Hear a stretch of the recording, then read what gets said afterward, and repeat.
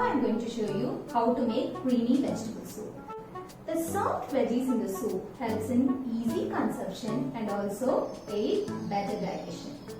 It helps to get more veggies into your child's nutrition system.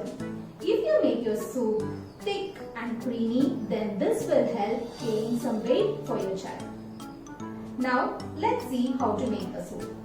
The ingredients needed are finely chopped onion, finely chopped carrots, finely chopped potatoes, finely chopped beans and finely chopped coriander.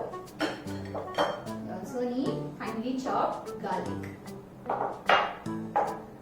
This is wheat flour. And we need butter, a cup of milk, salt, pepper, mixed herbs. Now let's see how to make.